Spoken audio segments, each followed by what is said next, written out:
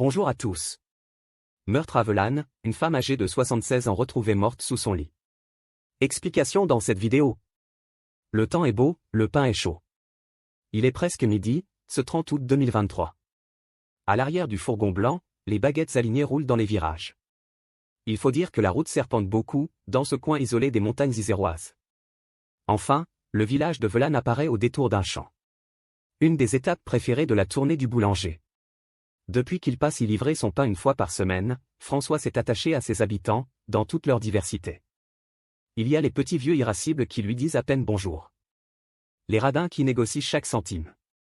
Et puis il y a les clients comme Daniel Cavagna, devenu son ami ou presque.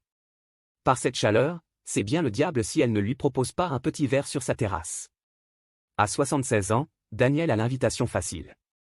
Et elle a tant de choses à raconter. Successivement tenancière de café, propriétaire de chambre d'hôte et cuisinière, elle a fait tous les métiers.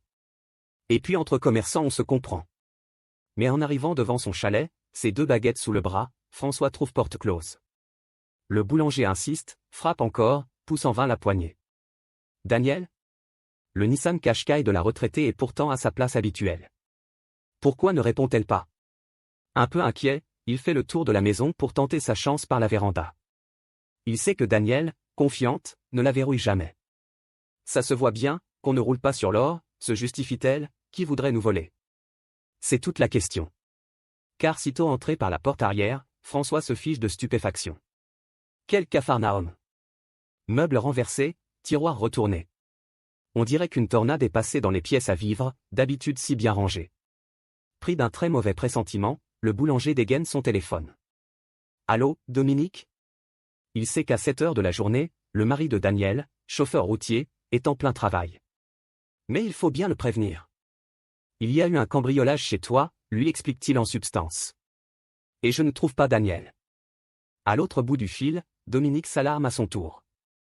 C'est donc pour ça qu'il n'arrivait pas à la joindre. Quelques minutes plus tard, plusieurs fourgonnettes de gendarmerie arrivent en trombe dans le bas du village. Lorsque les premiers militaires ressortent du chalet, ils ont le visage blême et le regard vide.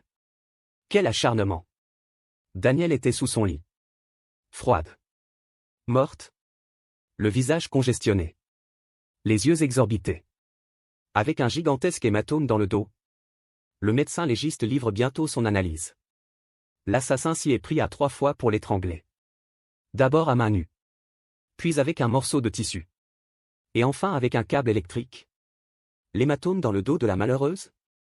Sans doute l'agresseur s'est-il appuyé dessus avec son genou, pour la maintenir au sol tandis que l'air quittait ses poumons. Un supplice atroce. Mais pourquoi une telle férocité ? Les habitants du village, atterrés par la nouvelle, songent tout de suite à un cambriolage qui aurait mal tourné, selon l'expression consacrée. Il suffit de voir le bazar.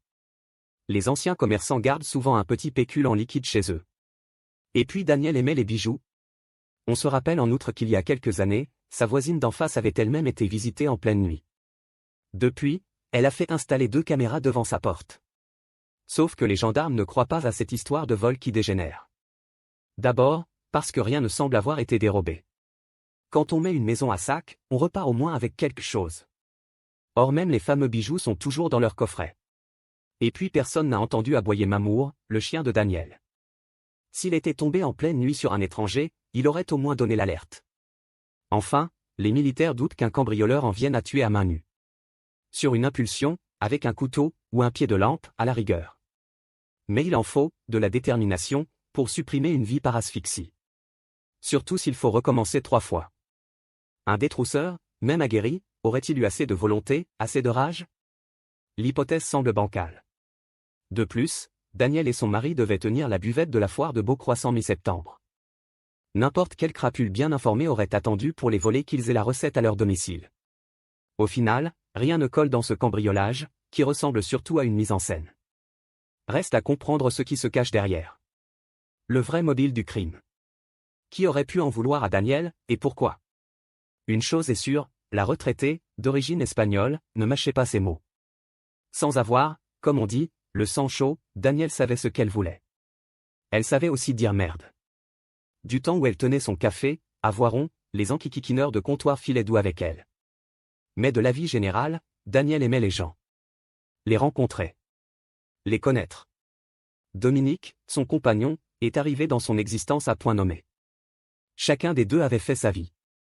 Eu des enfants. Ensemble, ils ont tenu cette maison d'hôte, avant de décider conjointement de raccrocher. Trop de travail.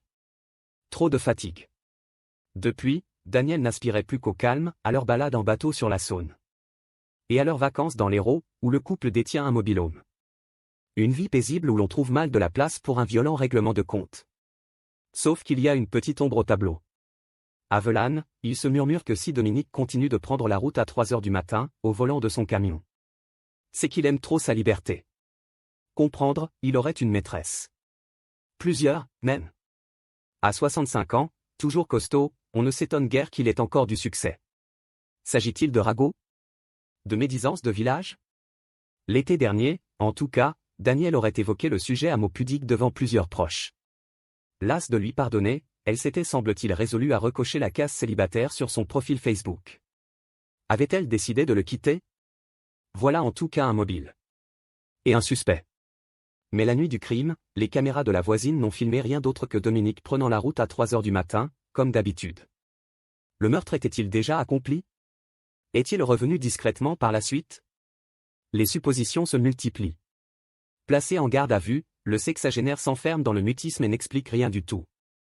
Devant son silence, faute de preuves, les gendarmes de la section de recherche de Grenoble finissent par le relâcher.